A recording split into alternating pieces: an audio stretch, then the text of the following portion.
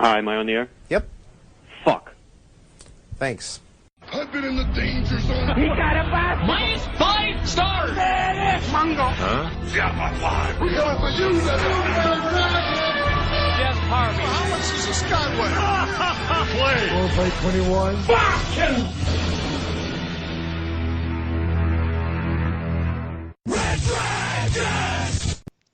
What is going down, everybody? Welcome to a very special edition of Am I Still on the Air? This is the spin-off show. This is where we kind of come together and we talk about something very specific. And typically we get together, we do a lot of spoiler reviews when it comes to Am I Still on the Air? But we're going to do something special here tonight. We're going to talk X-Men. We're going to talk X-Men Legacy in film, X-Men The Journey. Fox X-Men basically is what it is. Disney has bought out X-Men. I should say Disney bought out Fox, and they're now going to obviously relaunch X-Men over the next couple years into their own MCU with their own style, with their own cast, and doing it on their own terms. But before that, we had 19 years of X-Men films that Fox had done. 10 films in general, 12 if you include the 2 Deadpool films, and we've had Hugh Jackman as one of the greatest comic book icons on screen ever, of course, as Wolverine. So I am joined today by Frigginz, who you've heard him before on this show with us, doing countdowns and doing spoiler reviews. He's a big X-Men fan. He's a big X-Men comic book fan, so he has that kind of perspective coming into it. And like I said, we're going to talk legacy. We're going to talk retrospective and just kind of X-Men through the Fox years. Now that Dark Phoenix has come out and it has ended everything, we're going to go through the whole legacy of X-Men on film. So that's what we're doing here tonight. Strap in. Obviously, spoilers could be dropped. I would expect that you have seen all these X-Men films by this point, maybe except for Dark Phoenix, but there's, if you didn't want to see it at this point, you're probably never going to see it, so it is what it is. But yeah, strap on in, and let's talk some X-Men. So I want to say hi to my guest once again. Frigginz, what up, man? What up, Don? Thanks for having me on, man. X-Men's my favorite. I'm so excited to talk about X-Men. This is going to be a fun time. Hell yeah. So, this was actually Friggin's idea to do this episode. He was like, now that Dark Phoenix is out, we should talk X-Men. And I was like, you know what? That sounds pretty good, because instead of just a typical, we could have just got together and talked Dark Phoenix and did a spoiler review or something. But I like the fact that, this is a film legacy. This is 10 plus films that have come and gone. There's some really solid films in here. I love the X-Men film franchise. And now that it basically is over in the, previous incarnation that it was, it's a great time to wrap it up and kind of talk through it all. So, great idea. Definitely. Yeah, great idea. Let's, we'll run through it. And, like I said, basically 10 films going back to the year 2000, if we stick to the straight X-Men side of things. Now, some people love to include the Deadpool films as they're loosely a part of the X-Men canon franchise. Obviously, there's name drops, there's little cameos here and there. So if you throw in the 2 Deadpool movies, we're talking 12 films over the last 19 years. And yes, we are counting Wolverine spin-off films, obviously Deadpool and stuff like that too. But if you keep it to the core X-Men and Wolverine films, there's 10 of them. So like I said, started back in 2000 with X-Men, and then there was X2, and then there was X-Men The Last Stand, X-Men Origins Wolverine, X-Men First Class, The Wolverine, X-Men Days of Future Past, then Deadpool came out, X-Men Apocalypse, Logan, Deadpool 2, and then of course Dark Phoenix, which just came out a couple weeks ago. So let's go back. Obviously, let's start at the beginning. Let's circle back to the original X-Men film directed by Bryan Singer, who came on and turned X-Men, which I had dabbled in the comic book realm here and there. I knew it more from the 90s cartoon, which, I know a lot of people did. And, so seeing Cyclops and Storm and Wolverine and, of course, Professor X and Magneto turned into live action back in 2000, It was incredible, man. I loved the first X-Men movie. We didn't know who the hell Hugh Jackman was at this time, and I was like, damn, this guy is badass as Wolverine. Hell yeah. We had a very comic accurate Sabretooth in this movie. That's true. Yeah. I mean, Holly Berry as Storm, and we had a young Rogue in the film. We had, like I said, Patrick Stewart, who before the first X-Men film ever came out, Patrick Stewart was always my pick to be Professor sure. X, and so I was super stoked when they casted him. I couldn't see anybody else in that role. Ian McKellen, of course, as Magneto, which I will say I was disappointed in that casting when it happened, because I was just like, why is Magneto old as fuck? Like, I didn't really understand why they just came out the gate with an old-ass Magneto. Even though I know Patrick Stewart was still older at that time, too, it felt like Ian McKellen was just so old that it was just like, damn, you're going to do that for your first film? Where do we go from here? But he was great. He was great in the role, so I don't take anything away from that. You had Rebecca Romaine Stamos in there as Mystique. Anna Paquin as Rogue. We had James Marsden as Cyclops, and of course, Such a good Cyclops. Oh man, I loved. I was already very big into James Marsden at that point. He was really a big up and comer, and I remember being like, "Damn, hell yeah, he's gonna be Cyclops. It's gonna be awesome." Yep. We had Famke Jensen as Jean Grey, which I thought she was incredible at the time too. So man, they just knocked it out the park with the casting on this thing, man. Absolutely loved it. A big piece of trivia that we always harken back to is the fact that Hugh Jackman was not originally supposed to be Wolverine, and that it was Doug Ray Scott who was the bad guy in Mission Impossible 2. And couldn't be happier about that change, Right? If you live in an alternate universe of what ifs, it was funny. I was watching TMZ a couple weeks ago, and they found Doug Ray Scott at the airport, and they're like, "Do you ever think about if you could have done X-Men?" Oh, that's and messed up. yeah, dude, and he's just like, "I'm very happy with my life the way it is. Thank you very much." And I'm just like, that shit beats that dude up all the damn time. Hell yeah. He's like, I hate Mission Impossible 2. Hell yeah. I hate Mission Impossible. I hate Hugh Jackman. I just hate my life. Like, what it could have been, man. Doug Ray Scott. Poor Doug Ray Scott. Which, yes, he was supposed to be Wolverine.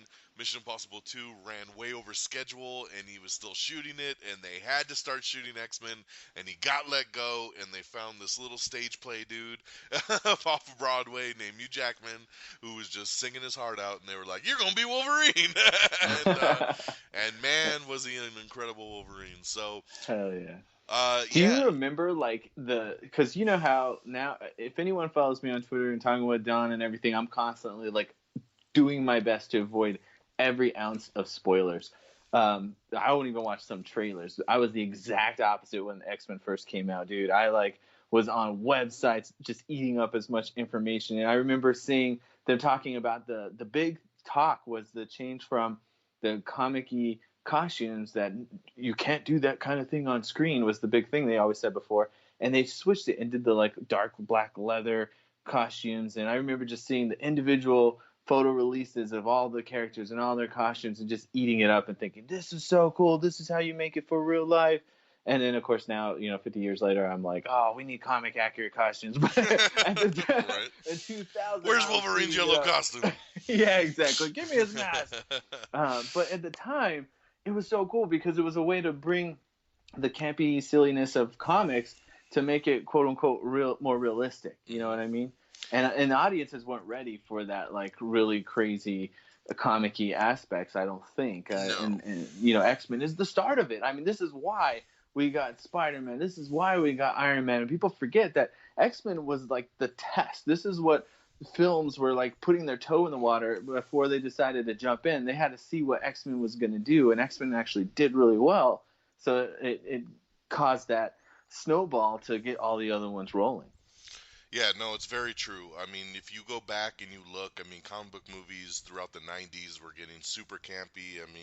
Pretty much the last one in the late 90s was Batman and Robin, and then you had, the uber campiness and just we'll kill the dinosaurs, the Ice Age. The Ice Age. You didn't tell me Arnold was joining us? Yes. How could they not talk about the X-Men? So it just, so then after that it was just like campy, and then X-Men was like, we're gonna do this shit as if the X-Men exist in real life, and they took it serious, and it was really the shift in the comic book genre, which really is where we're at today. Probably would not have happened if it wasn't for X-Men.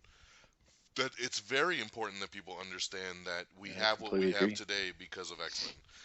It was a very serious time. They placed it in the real world. It wasn't comic booky. It wasn't flashy. It was, people that are freaks, that if they have powers, and then they're mutants, and mutation is bad. And I mean, it's one of those things that it was like, mutants fighting for equal rights, and just, I mean, it basically is our world today, when you look at, with everything going on. So, yeah, and the world from like way back in the day, so it connects on so many different levels, and I think everyone watching it can kind of connect in some way of feeling oppressed or made fun of, even if it's not oppression, even if you've suffered from like being picked on. I think you can kind of connect for the people being talked about because they're different, and and owning that difference and becoming something special because of it. So it was great. Yeah, I can't speak highly enough for the first X-Men film. I mean, it just hit on all the right notes. It did its job, and it just it set up for a really cool new universe that we wanted to see more of. And then 3 years later, we got more of it with X2, X-Men United. Which this one, of course, one of the greatest opening scenes of like any movie, with Nightcrawler bouncing through the White House, just special effects at the time that were just like, holy shit, how are they doing this? And just, I mean, it was incredible. Bryan Singer was back, and the whole crew was back, and they were making more additions with, like I said, with Nightcrawler, and you had Lady Deathstrike in there, and and then you got to find out more about Wolverine's origin, and all the way down to Jean Grey getting killed, and then starting to set up the whole Phoenix saga. And it was, this one here is kind of the standout, I think, of those original trilogy. 100%. Yeah, X2 just took it, man. Like, where you already thought, like, oh man, how are they ever going to top the first one? X2 is just, oh my god, it's fantastic. And just really just the action scenes, and then seeing Wolverine really go berserker for the first time in the mansion when all the guards come and everything, and it's just like, oh damn, we got our first glimpse of Colossus in this one, and I love that they started expanding the characters at this point, Iceman, and and different things like that, which was really, really cool. So yeah, I mean, where was your thoughts when X2 came out? Well, it's the same thing that you kind of mentioned. I think it's important to say how all those individual moments just shined. And like, if you ask someone what their favorite thing about X2 is, usually the conversation goes something like this. Oh, I really loved when Wolverine went berserk. But also that Nightcrawler was on. Oh, but also Colossus was cool. Oh, but also that fight with Lady. Like, there's so much good. It's so hard to pick one thing to be your favorite, because they really nailed it with every single aspect. And and it comes down to detail. And like, I think when you look at that Wolverine scene going berserker on people, if you're watching it and you're paying attention, when he stabs that first soldier through the chest and into the refrigerator, when the soldier slides down, there's those puncture marks in the refrigerator. I remember losing my mind because there was just puncture marks in there. And like, the detail that they put into those scenes. The stuff with Nightcrawler was so impactful because we all knew a Nightcrawler was going to be in this movie from the pre-conversations before it came out. But when you see the opening scene of Nightcrawler just ripping apart Secret Service agents and trying to kill the president, when you know Nightcrawler's a good guy, you're like, what the hell is happening? And it just really puts you in this really cool like mindset of, I don't know exactly what's going on, and I like it because, it was like a different type of story, and it was just, everything was playing out so well. And I'll make one quick note, Don. If you were paying attention, this is the first movie that Remy LeBeau was. You got me ahead of time. I was gonna say, did you ever catch the computer screen where it dude. says Remy LeBeau on it when Mystique is going through the files. That was the only name I saw. It stood out I was like, yes, Gambit made the movie. And I will say, out of the first two X-Men movies, the biggest complaint I had of the two movies at the time was that Gambit was not in it. Yeah. Man, I was completely blown away. And to be honest, like X2 to me was the best comic book movie ever for the longest time. I mean, it took years for something to come next that kicked it down a peg because it set the bar so damn high. Yeah, no, I totally agree. I mean, this movie is such a blast from start to finish, and everything that they put into it, and the way that it links all the characters, and just bringing the good guys and the bad guys together to kind of fight a cause, and it just it's incredible, dude. And side note, as I'm staring at my dog, one of my dog's names is Mystique, by the way. So cool. So so the impact on our lives sometimes, but yeah, my Mystique over here, and that's awesome. My other dog is Harley for Harley Quinn. So you got best of both worlds, man. Got my DC and Marvel dogs. Right yep, exactly. But yeah, X2, man, incredible. And then 3 years later, again, we're following the 3-year suit, and then we get X-Men: The Last Stand. Now, Bryan Singer was supposed to direct this one too, but at the time he was getting ready to make Superman Returns, and he was stuck doing production and everything on that, so he could not come back. So they ended up getting Brett Ratner to come in and direct this one, which was, Brett Ratner had really, for the majority of everything at this time, was pretty much Rush Hour, that we had really had from Brett Ratner. Now, this one here is one of the movies that I think everybody in the world kind of shits on, and I think they shit on it a little too much, to be honest, because I remember, and this is just, and I don't know, not to say that people can't change their minds down the road somewhere, but I remember going to the theater when Last Stand came out, and everybody lost their fucking mind on this movie. Like, this was a movie where everybody was like, "Oh my God, it's so good," and just everybody loved it. And then it wasn't until like 10 years ago where all of a sudden, like, it's kind of like the Star Wars prequels to me, where like when the prequels came out, everybody loved them, and then now it's like everybody's like, those movies suck, and That's a good point. It's like, well, what happened between then and now?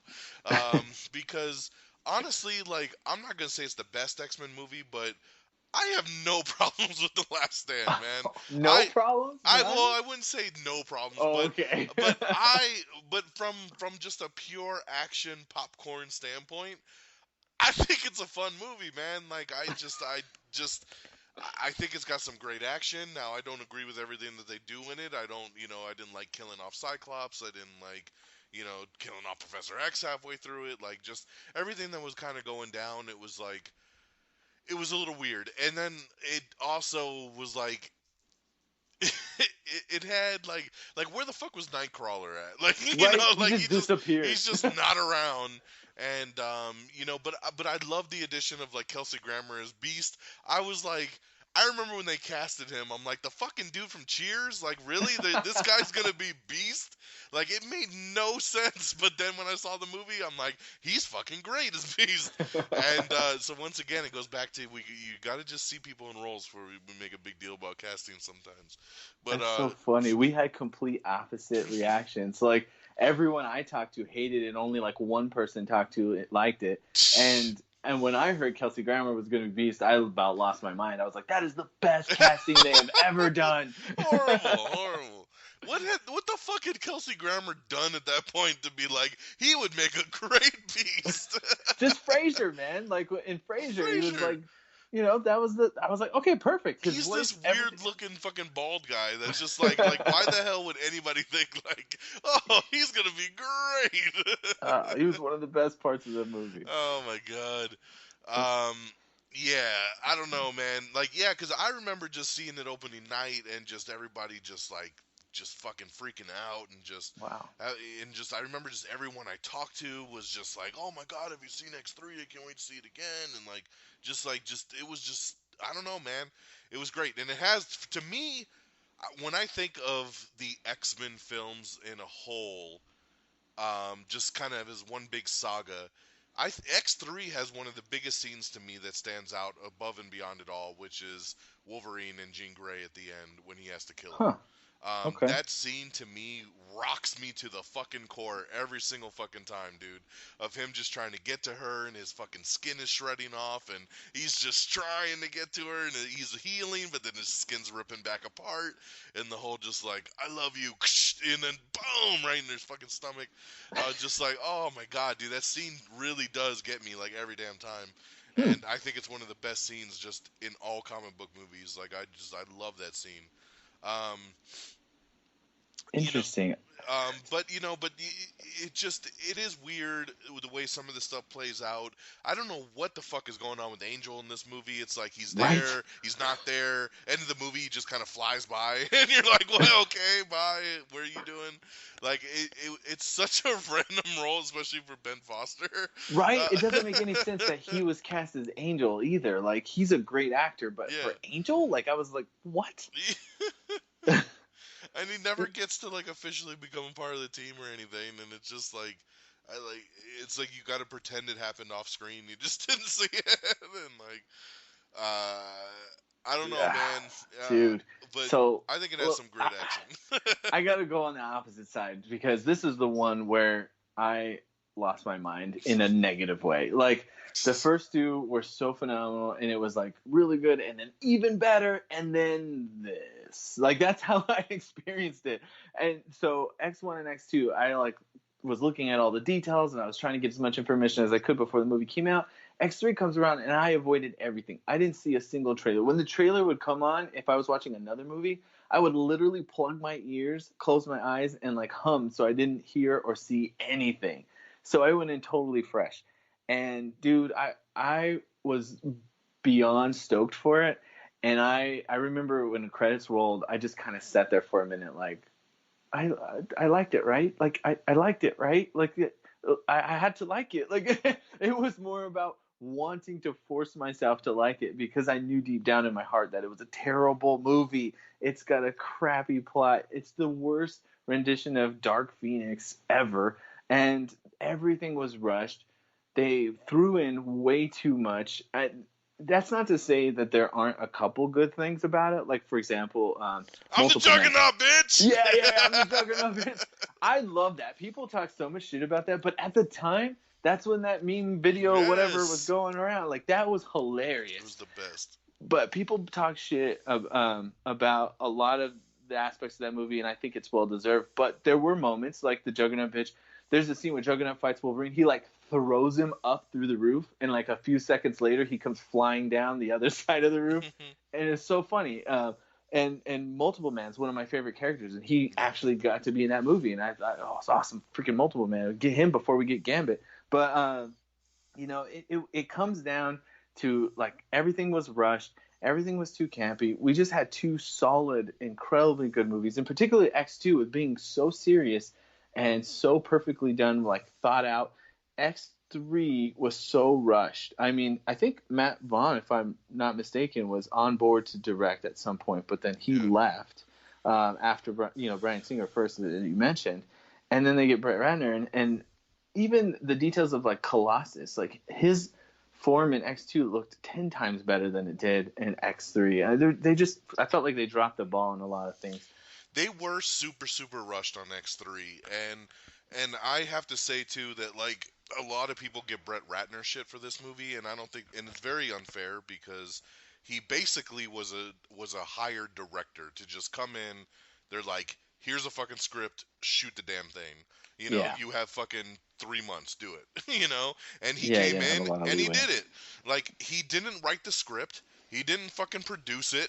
Like, he didn't really have anything to do with the movie other than film it. But he's the one that I think when people talk shit about this movie, everybody's always like, oh, fucking Brett Ratner. And I don't think that that's fair because all he did was come in and fucking put the thing on film.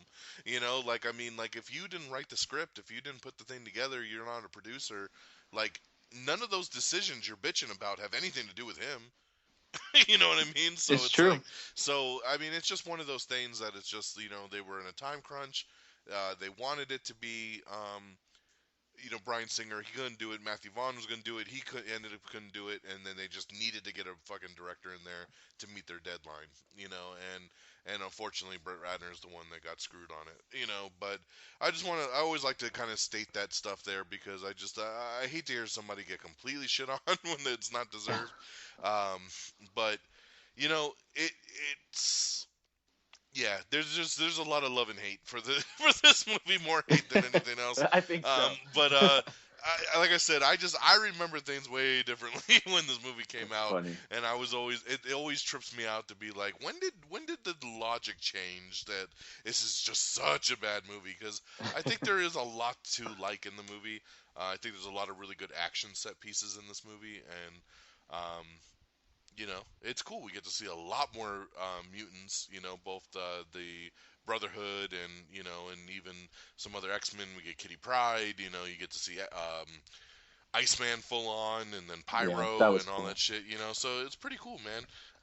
Other than the fact that I did hate that fucking Rogue was such a crybaby bitch in this one, and was like, I don't want my powers, and then tried to like get rid of her shit, and out of that, I think they messed up the Rogue character as a whole. Like, she was so much better in the '90s cartoon where she had like spunk and attitude, and like I definitely thought they should have developed the character, and I was fine with them starting her that way in X1.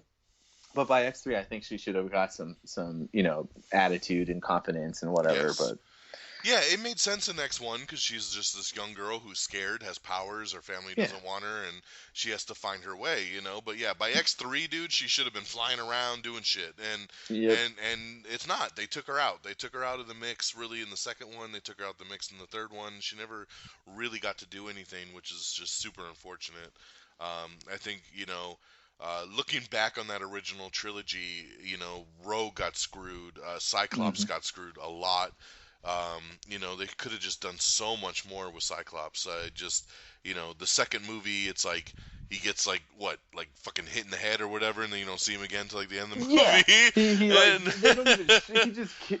He just gets knocked out, and he's at the end all of a sudden. Yeah. He does one thing at the end, and that's it. And then the next three, he's all pissed off that Jean's dead. He finds Jean, she kills him, and then he's gone again. Yeah, The rest of the movie is like, minutes. Son of a bitch! But that was also the case too, is he was also doing Superman Returns with Bryan Singer, so that's why they had to get rid of him kind of early on in X3.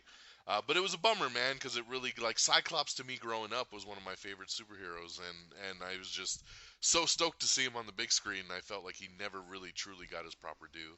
No, I agree. And of all the characters, they continue to fail with Gambit. I mean, there's no Gambit in X-Men 3. What the hell? Which is insane. I was a big Gambit fan too, coming off of the cartoon and everything. I mean, to me, when I think of an X-Men team, like, he pops up in my mind right away as a part of the team. And it was like, okay, he's not in X1, he'll definitely be in X2. Then he wasn't in X2, and you're like, oh, for sure he's going to be in X3. And then he wasn't. And they still failed to get him in there in really any of the films other than the Wolverine film. Which is just like, really? Like, fucking, like, you never thought it was a good time? Like, he would have been a great addition, I think, to Apocalypse. Like in the 80s, they came across this fucking dude with the cards, it would have fit in so well. And I just would love to have a conversation with any of these guys that have been involved in the whole thing to just be like, what was the beef with Gambit? Like, why were you so gun shy to do anything with it? But so that was our original trilogy there, from 2000 to 2006. And then talk was like, oh, maybe they're going to do an X4, and then it was kind of coming and going, and nothing was really happening, which I will say I was truly bummed about, because I really was hoping they were going to come back and do something, like, super strong for, like, an X4 with that original group, And that's funny. By that point, I was ready for them to reboot the whole damn thing. Really? Because I hated X3 so much. Well, X3 made so much money that I wasn't thinking that they were going to go away from it. Like, X3 at the time was the most successful one, box office wise. So it was like, okay, so they're definitely going to keep doing these, right? And then nothing was happening, and then they decide to do X-Men Origins Wolverine in 2009, and we were going to get the prequel original story about Logan. And I remember at the time they had announced this X-Men Origins title because they were going to do a Magneto one, and they were going to do a Professor X one, and they were going to do all these spin-offs that were like kind of one-shotted around certain characters, which I was like, that's really cool.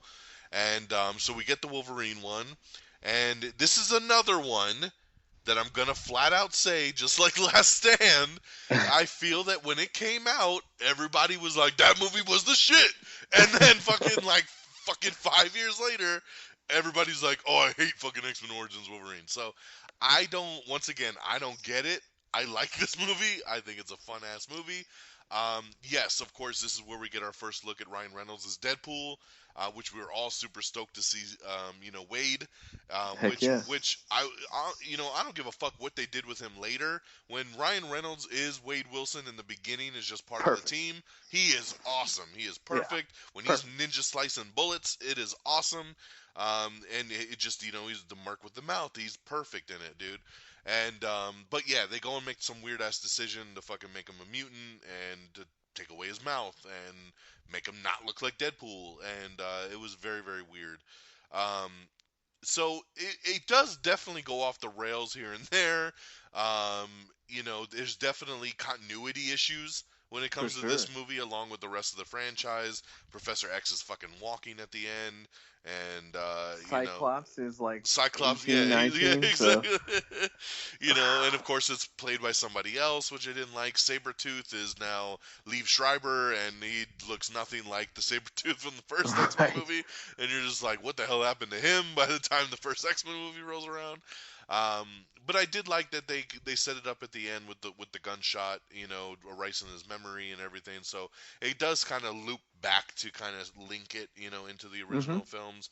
But they did so much teasing of his origin in X2 that it was like, and then now seeing a different Stryker and all that kind of stuff made it weird, Yeah, definitely. But I still think it's a fun ass action movie, man. So I don't know, what was your take when Wolverine came out?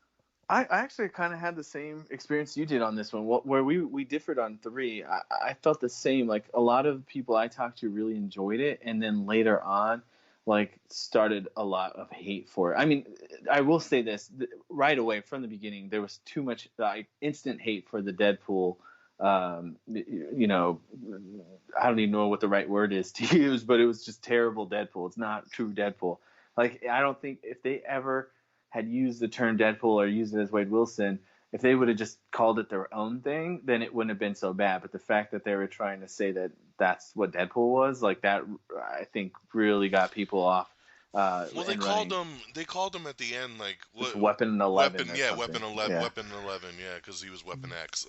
But early on, someone said something about a like, they used the term Deadpool, so and then it being Wade Wilson, so it's just like, man, if they would have just stuck with the Weapon 11 and never mentioned Deadpool and not had it be Wade Wilson, I think it would have been fine. But I really enjoyed it. I thought it was a fun movie. If you break it down critically, the movie is stupid. Like, there's a lot of story problems. There's a lot of, like, continuity issues we talked about. But, like, I had a lot of fun watching it, and I'll call this a guilty pleasure because as you said, everyone seems to hate it, but I enjoy watching it. Now, with that being said, there's a really important factor to make, because I'm really, really biased, because they finally gave me freaking Gambit. Yes. So, shout out Taylor Kitsch. Yeah, dude. And I love Taylor Kitsch. He's badass. So, like, the fact that he was Gambit, I was like, that is so perfect. I loved him as Gambit. I think, like, he just is the perfect example of Gambit. He looks like Gambit. Like, everything was great. Now, I will say, I was disappointed in the accent. He didn't have what I felt was a good Gambit accent, but and I've heard, he didn't drop the mon ami like crazy, or talk in the third person. We needed some of that going, but he did a really good job of just kind of having a little bit of swagger and a little, like, cocky confidence, and a lot of people bitched about the thing where he does the cards in the air and they just kind of like float there for a second, and then he like shoots his hand forward. Because in the comics, Gambit just throws the cards.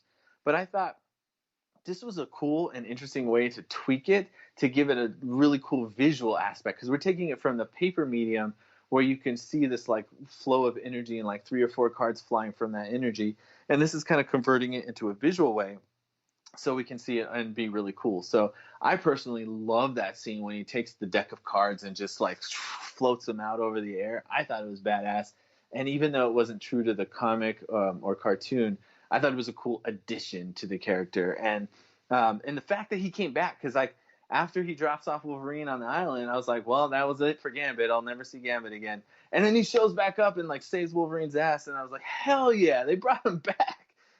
So that was just extra exciting for me. So that definitely added some bias for my decision to say that I enjoyed it. The other thing I remember about it is I went to a Comic-Con, and I remember like wanting to even dress up as like Gambit or Deadpool, but they're pretty much regular clothes.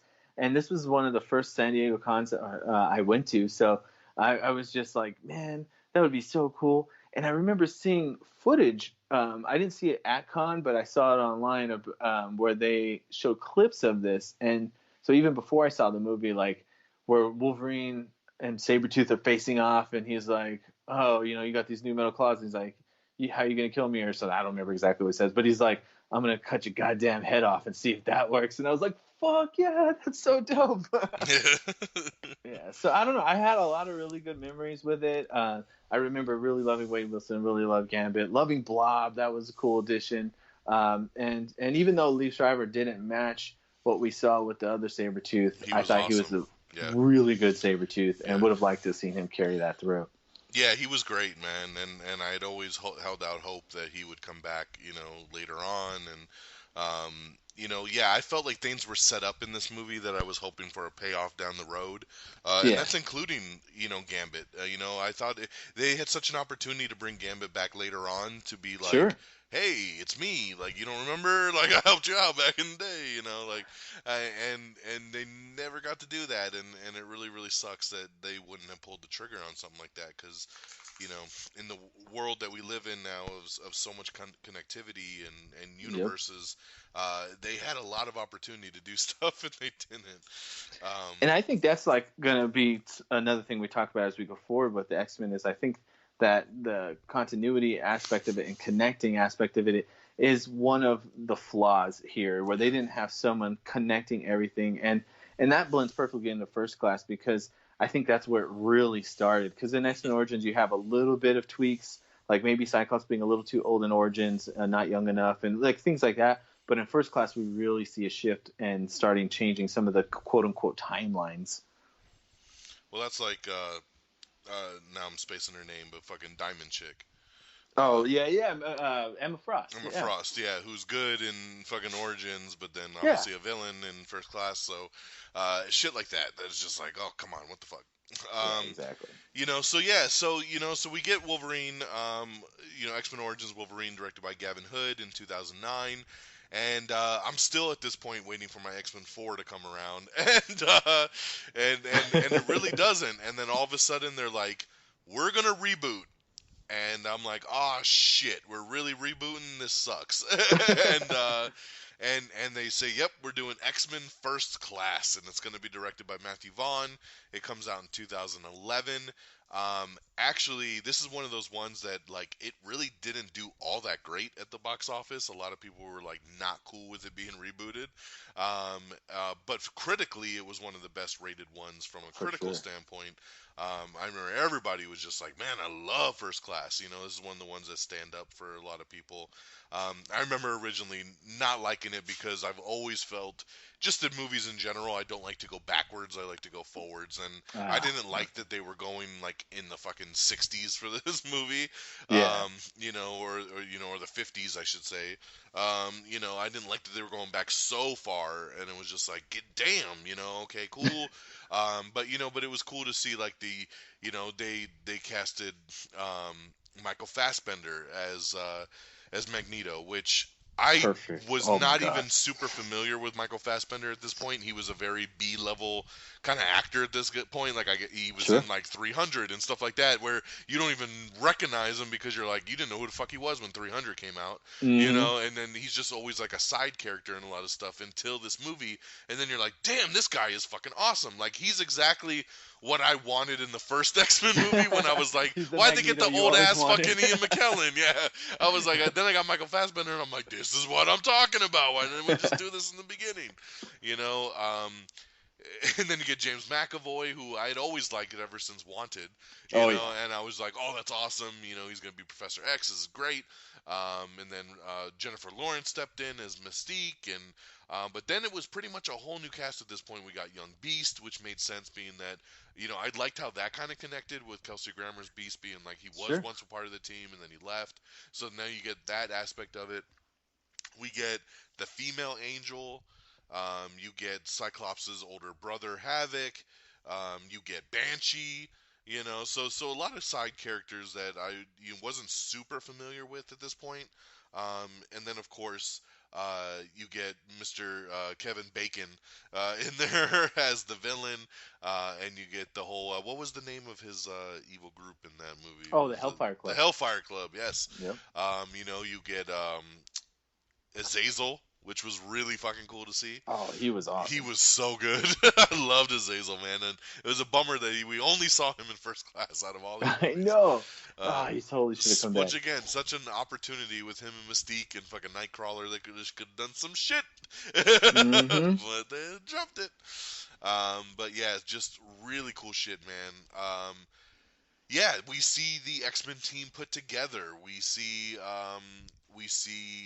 Eric take a turn into evil and become Magneto, and then take Mystique with him. We see the bullet happen. We see him being paralyzed, and it was cool, man. It was cool to see the origin of all these things that we had heard about in these other movies, and seeing the things that they had talked about. It was refreshing. It was really, really cool. I didn't like some of the stuff. Like, I hated fucking Banshee. He's so annoying. Every time that dude pops up in a movie, still to this date, I'm like, oh, fucking Banshee. Like, it just, I can't stand the dude. Like, when he was in Get Out last year, oh my God. Yeah. I was like, it's fucking Banshee. God, I hate this guy. He's so, like, just kill him. Yes, he's so obnoxious. I'm like, please kill this guy already. It was a little, fucking shit. And then, but and then once again, kind of like Cyclops, they didn't really use Havoc all that much. Yeah. And What do they have against the Summers? I know, dude. There's just something Jeez. that they got against these guys, But a really cool action movie, man, and a great setup to basically try to relaunch the franchise. Of course, with one of the best cameos ever, because when Hugh Jackman popped up Oh yeah. and they were recruiting, and he's just like, fuck off. I'm like, Yeah. oh my God, this is awesome.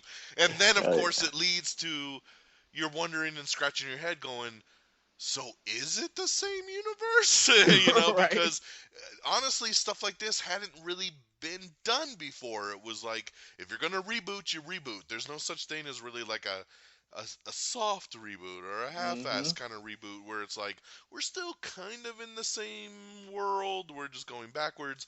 It made sense though with Wolverine, obviously with his aging, and everything, so it's just that he still looked the same. I love that that was there. So yeah, First Class, man, really, really set a change of tone, and really made me wonder, kind of like, oh, so will this come full circle with kind of the original films? With you coming off of not really liking Last Stand, digging Wolverine, what did you think when First Class came out? Honestly, my interest level was low, and it's really hard for me to say that because, again, as I mentioned before, X-Men is like my all-time favorite thing. Like, growing up, X-Men is the superhero group that I attached to. Like, more so than Avengers, more so than Spider-Man, more so than anything else, my jam was X-Men. And so when First Class came out, I was so distraught over X3. I got so mad so first off, they're going to call it First Class. So I got really excited because I thought this was the reboot I had been waiting for, that we were going to get a whole new retelling starting with the First Class, which is Cyclops, Jean Grey, Angel, Iceman, and Beast. So I was super excited for that. And then when I find out that they're just making up their own team, mixing random ass characters, Havoc's supposed to be Cyclops' younger brother, but now he's going to be his older brother because of the time thing, and like all this mix up of stuff, I was very put off by it. And then I go and I watch it, and I was like crying of happiness by the end of the movie. Like, it had so many great moments. The actors all did it exceptionally well in each of their scenes. The costumes are the first costumes that were like close to the comics, and in particular the original First Class costumes. I love that Havoc even had his like circle emblem on his chest. The helmet for Magneto was 10 times better than the original helmet for Magneto. The design went to the comics, and yeah, it was gray and silver instead of purple or whatever, but like it was bad. Right, but the way that they set that up, being Kevin Bacon's helmet, exactly. And then him taking it over, you know, it was like, oh shit, you know, like it was one of those like, you know, like Darth Vader putting the mask on for the first time, you know, like it was just like, you know, him picking up the helmet, and you're just like, you know what's up, and you're like, oh shit, you know, that helmet is so iconic. I completely agree. And that scene with the quarter at the end where you like just slowly, I mean, I felt that, man. That hurt my head. And like, it was just so it was like an emotional roller coaster for me. It brought the joy back to me for the X-Men franchise. I thought, okay, we're finally going to go in the right direction. And previously, where I thought I never would see Gambit again because X-Men Origins took place in like the 70s, I was like, okay, cool. Now that First Class is in the 50s, I'm going to get Gambit back. And, you know, so we all know how that turned out now. But, you know, nonetheless. Well, then you're left wondering how the hell Professor X was walking at the end of fucking X-Men Wolverine. Yeah. When he just got shot in the 50s and he's paralyzed now. And also his hair. There was a lot of talk about him having hair. But I was like, you know what? No, it's cool. But yeah, no, man, I have nothing but fond memories of X-Men First Class, and to this day, it's at the top of my list. I mean, it was the X2 of kind of the restart of X-Men, I think. All right, well, after that, we actually get a sequel to Wolverine. Now, this time it's just called The Wolverine. It's set in current time, which is cool, and you know, so. Yeah, we get our samurai, we get our, you know, ninja stuff going on. Ninja. You know, yeah, I mean, they started putting this movie together, and I'm starting to see, they're filming in Japan, and you know, and he's got his fucking samurai sword and all this shit, and I'm just like, okay, we're gonna get Silver Samurai, which, yeah, but, you know, that was the perfect way to put it. You know, it was one of those things that is just as it was coming together, it was like, okay, you know, and this time James Mangold came in, so we had a better director. This was in 2013, and I dug it, man. I really liked the Wolverine, especially the director's cut. If you haven't seen the director's cut, you need to watch that one. It's got blood. It's got way more violence. It makes more sense. There's a whole nother action scene with all the ninjas trying to take him down when he's getting like towards the end of the movie when he's going through the fucking village and they're just shooting arrows and all kinds of shit at him, and he just keeps going, and you know, just way cooler than the theatrical version. So check that out if you can. But man, yeah, I mean, this movie, you had Viper, which was an interesting character to kind of throw in. Yeah, I was surprised with that choice. Yeah, you know, it just because this one was very grounded, very grounded, and then Viper felt a little out of place because there was really nothing else comic booky other than her. And then of course, like the guy that he had saved at the beginning now wants immortality, and he wants Wolverine's powers, and it goes a little off the rails at the very end, and I know that's what most people's beef is just basically like the last 10 minutes of the movie. But up to that, though, there's nothing to really complain about, man. It's just great action. Once again, Hugh Jackman just kills it in this role, and an amazing post-credit scene in this one where he's going through the airport and fucking Professor X and Magneto Yeah. show up, and it's Ian McKellen and Patrick Stewart, and I'm like, what? Because remember, because we're coming off of First Class, I'm thinking they're rebooting all this shit, and it's only gonna be Hugh Jackman stuff is in the current timeline, and then when they showed up, I'm like, what is going on? And they're like, we need your help. And I'm like, oh my God, what are we doing here? And, and obviously we're setting up for Days of Future Past, which we'll get to in a second. But man, just incredible. Him losing his claws, and he's back to the fucking bone claws. I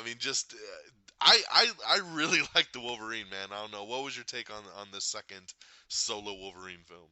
Honestly, I could just simply say ditto. I mean, I had the exact same thoughts as you, and then especially when that director's cut comes out and like adding the extra violent scenes where he's fighting the ninjas, and it just made it 10 times better. And honestly, like, it's amazing that a movie can be a solid film all the way through, and then in the last 10 minutes it can lose the crowd. You know what I mean? Like you said, that just because Silver Samurai ended up being that stupid robot, like, everyone and their mom decided to hate it because of that scene, essentially. And it wasn't that bad. Like, it was pretty cool. It was just like, I think personally, I would have liked. Fucking robot, yeah. Yeah, he could have just been in some badass Silver Samurai armor, just like the comics, and that would have been 10 times better. Like that fight scene he has before he goes there, like with that other dude with the samurai sword. Like, that scene was a better fight scene than with the Silver Samurai, and he was just fighting a guy with a sword, you know. So I definitely think that I match you in everything you said about it. I absolutely love the Wolverine. I think it's highly underrated. I love the setting in Japan, and that we actually touched on that part of his story. Like, it's different because this takes place modern times, and in the comic books, when he's in Japan, it's a long time ago. But at the same time, it's just amazing that we could even touch on that aspect of his history, and we have so many movies that we could do that. Like, it was really cool. I enjoyed the hell out of it. I think it's a really great film, and also got super excited about the after credit scene where they're bringing back the original crew. Yeah, which I was just like, what are they doing? What are they doing? Right. And then we find out just literally a year later, X-Men Days of Future Past. They're going to do this movie. Comes out in 2014. Bryan Singer comes back, and he does something I never in a million years thought that they would do, which was find a way to have the original trilogy crew back, link it with the new school First Class group, and kind of bring everything full circle. It was incredible. Days of Future Past, I just remember just being so blown away by when I saw it in the theater. I couldn't believe that they had figured out a way to do this, and using that storyline to be like, we start off in the future and everything's super grim, and we're down to the last couple X-Men, and we still got Wolverine and Storm and Professor X and Magneto, but then we got Bishop, and we got Blink, and just a couple of these other new ones, and there's Iceman and still with Kitty Pryde, and but the Sentinels are everywhere, and they're just killing off all the damn X-Men and all the mutants, and they got to go back in time, and they got to stop the guy that invents the Sentinels. And seeing Wolverine go back in time, using him, the way that they changed it up, obviously in the comic book being Kitty Pryde, but then obviously, you have a franchise like this, you got Hugh Jackman, who's always been the standout. It made total sense that they chose him to be the guy to go back in time, and then being like, oh, we're going to put your consciousness into your younger body, finding him, going to find the James McAvoy version of Professor X, and Magneto, and just the amazing Quicksilver scene, and just like, there's so much that goes down in this movie, and just the ping pong and the way Professor X looks into people's minds, and they're seeing the different versions of them, and this is probably my top of the list when it comes to the X-Men films. It's just Days of Future Past is just such a whole nother level to me. And then obviously they stop, at least at the time, the creation of the Sentinels, and we go back into the future, and you see James Marsden, and you see Famke Jensen, and you see Kelsey Grammer, and you're just like, oh my god, everything's okay, and that shit, and fucking X3 never happened, and just like that was the best part of the movie.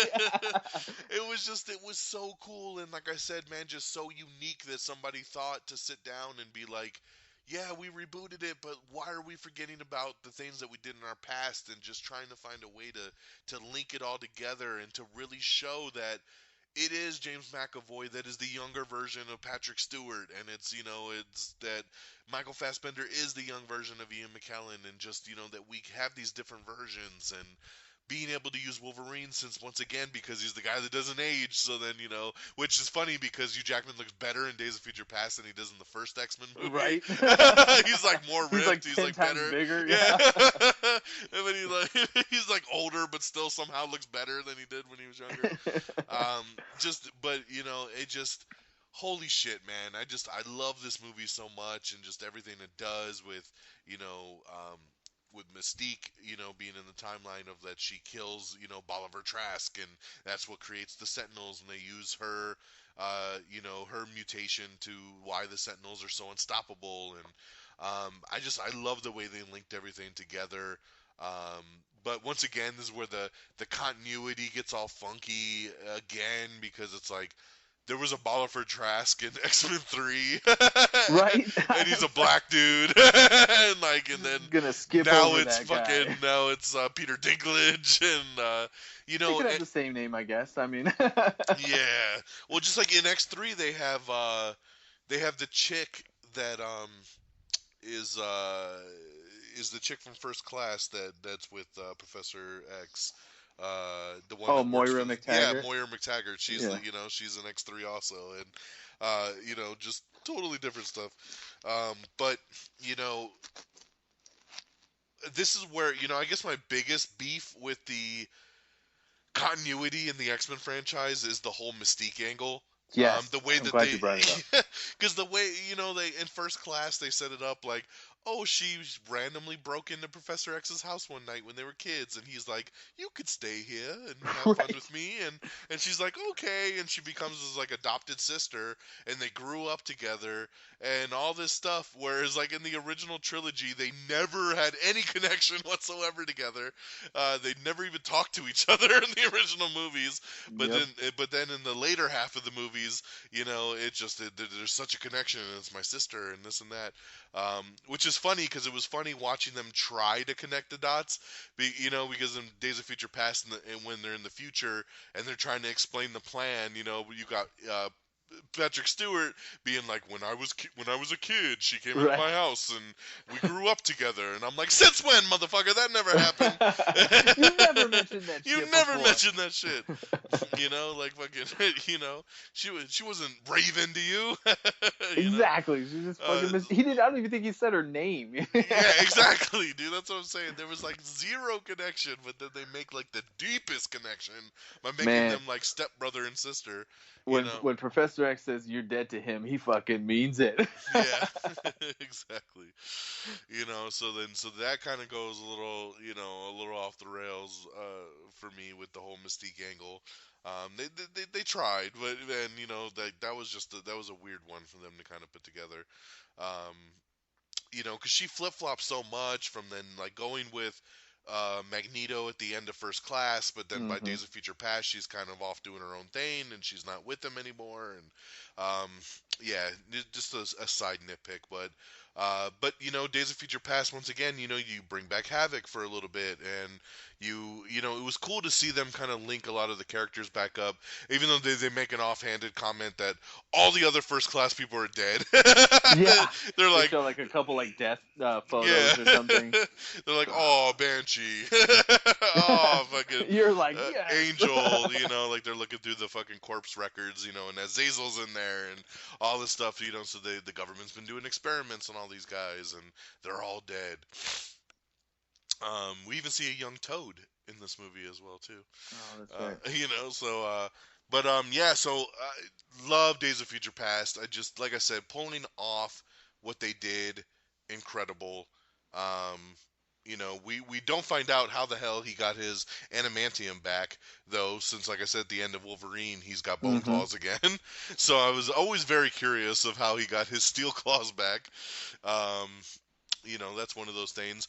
And the funny thing is, too, is at the end of the Wolverine, when they do that post-credit scene, it's like, it's 2013, and then Days of Future Past is like 2050. Yeah. So it's like, what were they doing all that time when they got him at the airport, and they're like, we need your help in 20 years. And Professor X and Magneto are going to look the exact same in 20 years. Dude.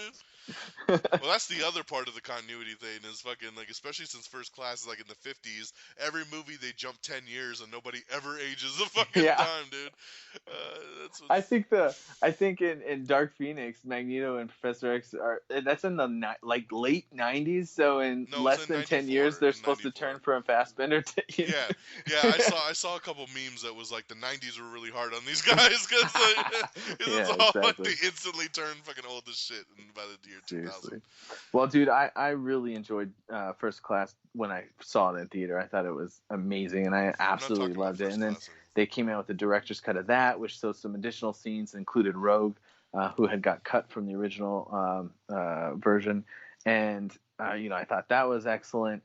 I really loved the future aspects. That was my favorite part. Now, I was pissed off that even in the future, they couldn't have cool costumes. They had to have the black ensembles again. I'm really big into the costumes, if you haven't been able to pick that up yet. But it pissed me the hell off that for whatever reason, they just want to stick to that black. I mean, yeah, it looks cool, but here's one thing I'll say. I think in Days of Future Past is a great example of how they used characters that are in the X-Men world to enhance the story without having to spend a lot of time, giving them background stuff. They just give them an action moment. So we get Bishop. There's not a lot of background stuff, but he had some action moments. Same with Blink. No, not a lot of people know about Blink really until later on when The Gifted came out or whatever. But so they gave her these amazing action moments. You don't have to know about her to be like, holy shit, this chick is cool. And same with Sunfire.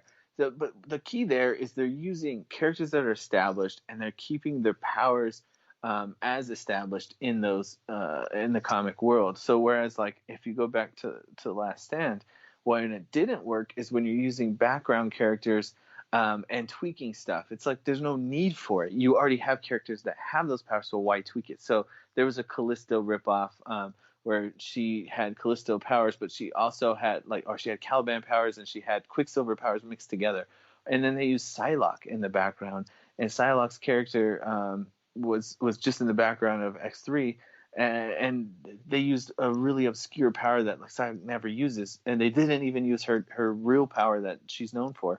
So I think when you get to X-Men Days of Future Past, you're using the actual characters from the comics in a cool way that stays true to those characters. So even though they're only on screen for, a very, very short period of time, the fans get to say, man, that was cool. And people who don't know them get to say, like I said, not a lot was of... in X3? She was a short-haired version, and she has a scar across her face because one of the versions of Psylocke has a scar down one side of her face. And it's really, I don't think they ever say her name, and she's barely in it, but she's one of 3 of the gang members that can get multiple scenes that teams up with Magneto and Pyro. Right. So and that's a perfect point. You didn't even notice it, and not a lot of people did because they don't stick true to the characters' power sets, and that is a huge problem that I have. Or that they make up characters there's no reason to make up your own stupid characters that nobody knows or cares about. Just throw in a random character and use the power sets that's already been established. So I thought Days of Future Past actually did a really good job about that when they were dealing with the futuristic ones. And I can't never remember if it's Warpath or Nighthawk. He was awesome. And the Mystique problems, as I've watched Days of Future Past more and more, as time has gone on, I've actually liked it less now. So it's kind of gone down on my rating, and I find more problems with it. I become more bothered. I think the Mystique issue has really grown to be frustrating for me. I like that character less and less. I'm hoping that Marvel will move away from Mystique and kind of focus on other people instead. But yeah, I just find a little bit more problems with it the more and more I watch it. With that being said, though, I absolutely love the future scenes. And of course, you mentioned the Quicksilver scene. I can't remember ever being so surprised with the scene, like how silly Quicksilver's costume and look is. And then he turns out and does something so badass like that kitchen scene. It's just wow. I was just absolutely wowed. Yeah, that scene is just. That's one that you could just pop on that scene just to be like, look Yeah. how awesome this is, you know, just him putting on the Walkman and just running around. And I love because there's so many just little fine details in it, like especially when you watch Wolverine's hand, you know, and you see the claws coming out, you know, but they're so slow the way they're retracting and just things like that, you know, just the, you know, and then him changing up the way their hands are and the bullets and the water spills and just wow, just such an incredible scene, man. I just remember being blown away in the theater when that scene came on. You know, definitely Quicksilver's one of those guys that it's like they've used him as just this little like hot spot, you know, kind of thing. Like in the two main movies, you know, he gets a scene like that and then he's like never around. You know, like Yeah. that's what bugged me in Days of Future Past is like he helped them break out of the biggest like max prison that they could, and then they have this whole big mission to go on and they're just like, hey, go return the rental car, see you later, buddy. Yeah. And he's just like, okay, like it's like why would you not want that guy to be around like at all? Seriously. You know, and then same thing, he's not around in Apocalypse, and then even in Dark Phoenix, like he's there, he gets a cool scene, and then they have him get hurt, and he's out for the whole rest of the movie, you know, and it's like I don't know if sometimes they just feel like some of these guys that are maybe too overpowered or this or that they just need to find a way to shush them out because it's like all the problems could be solved by that one character, so then they feel the need to be like, well, let's just not have him in it, you know, but it kind of makes it weird that he never gets to be a fully fleshed out member of the team. No, you're absolutely right. And I actually feel that this is a big problem with the X franchise is that they spent too much time overpowering their people that it makes it difficult to have them do anything without one person stopping it. Like Professor X, they have him at some points control gigantic crowds of people. I mean, literally freezes a whole building of people. And that's so powerful. Like, why would he not always be doing that to everybody? You know what I mean? And Yeah. Magneto, throughout the films, has stopped a jet plane from crashing in X2. He literally lifts the entire like San Francisco Bridge or Golden Gate Bridge, whatever it's called, in X3. He picks up a friggin' submarine out of the water in first class. In X-Men Days of Future Past, he lifts an entire stadium and covers an area. Like, so when you have someone that's powerful, like, what can you do to stop someone that's strong? So I think one of the problems is one of the solutions rather would have been to depower them a little bit so they're not as strong early on and kept it going that way for a while. But you know, and like you said, Quicksilver, he's so powerful, you have to find a reason to get him out of there. So at Apocalypse, they find a way to hurt him so he can't win, and same with Dark Phoenix. But you know, the last thing I wanted to say about X-Men Days of Future Past is this. So one of the problems is the fact that they solved all the issues essentially with the time warp, right? So they like you said at the end of the movie, Wolverine wakes up and like the world is fixed. Cyclops is back, Jean Grey's back, like everything's good. So that is your opportunity to start afresh. And I think that where I think it would have went a better direction is you pick up from that point and you move forward. Right. You know what I mean? Then we get our real X4 at that point. Yeah, exactly. Exactly. Yeah. And you don't do the prequels anymore. You start from there because the whole prequel stuff led to that occurring. And now, and I think they probably thought Days of Future Past was going to be the last one. And, but I think it should have been for the new team, and it should have moved on back into quote unquote present time. You know what I mean? Right. That would have been cool. I would have really appreciated that for damn Yeah, sure. me too. You know, and then so we have the after credit scene in this one of what is number sour? Oh, Ed Sabnur, yes, Ed Sabanor, Sabnur. El I can never say Sabanor, it. El Sabanor. Oh, bless you. Yes, and you know, and everybody being like, "Oh shit, they're gonna do Apocalypse, right? Like this is gonna be awesome." So fast forward a couple years after Days of Future Past, in May of 2016, Bryan Singer returns again, and they do X-Men Apocalypse.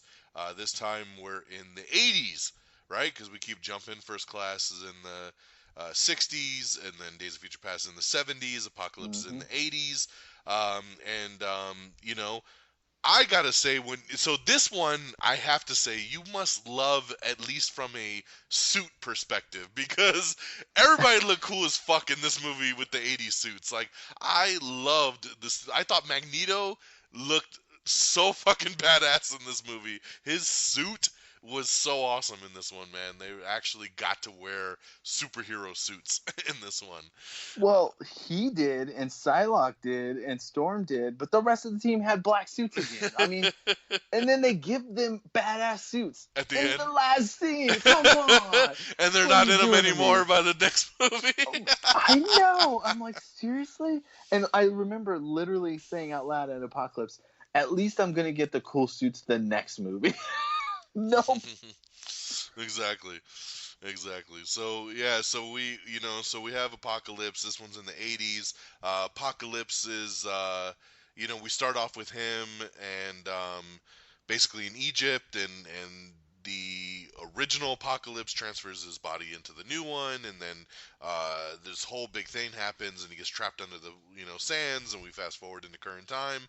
He comes back. He's trying to recruit all the mutants to back him up, and he wants to take over the world. He's got his 7 deadly sins with him and all that kind of good stuff. Um, I This is another one that I know a lot of people don't like. Apocalypse is kind of at the bottom of a lot of people's list. It's towards the bottom of my list too as well. But once again, like, I don't know if it's just my love for this franchise that makes me like I don't hate any of these films. Like, I like them all, and I think they all kind of have their place. There's a lot that I do like about Apocalypse, but overall, I think if I was to go back and watch any of the X-Men movies, this is probably the last one that I would watch. Yeah. And I don't know, man. I don't know what it is about this one. I feel bad for Oscar Isaac, who is an amazing actor, and I was super stoked when they casted him as Apocalypse, and then they just didn't nail it, man. It's once again, it's like, I know you go to a bunch of cons, you see a bunch of cosplay. Like, why is it that all these people are cosplaying as Apocalypse that looks so much better than a multi-million-dollar version that the fucking movie studio's doing? It's not that hard, guys. Why can we not just keep people to look comic accurate when it comes to these villains? I don't know. I don't get it, and I keep thinking back to the first, like, the excitement for Apocalypse was amazing. Like, I remember seeing. Sorry, got cut out there. An early screenshot of Psylocke in her costume, and I'm like, oh my god, a comic accurate suit. This is the best thing ever. And then I remember immediately seeing a shot of Apocalypse, and I was like, is that Ivan Ooze from the Power Ranger movie? And I just couldn't believe that I remember having to, like, defend it to my friends and stuff, and saying, like, that's just like phase 1 of his suit. He'll like grow into like a badass suit, and that never happened. And yeah, it was extremely disappointing for me, and I do feel bad for him for getting such a caliber actor and it just not panning out. But again, I think it comes down to they started rushing it again, and I feel like that's the problem. Is when they have a success, they're like, we need this out in 2 years, and you don't have the time to sit and really think it through and work it through. Because if you look at, like, X-Men First Class was 2011, Days of Future Past doesn't come out till 14, so 3 years seems to be the magic number. 3 years between all the original three, and then they went 2 between Days of Future Past and Apocalypse. They literally finished Days of Future Past to hit theaters, and they jumped right into Apocalypse. Like, there was no downtime. in between. I think they were still writing the damn movie, at that point. Right. I think they teased it at the end of Days of Future Past, and they were like, "Fuck, we got to do this." Yeah. And They're like, oh shit, we made some money with Days of Future Past. Let's go. yeah, we got to move forward.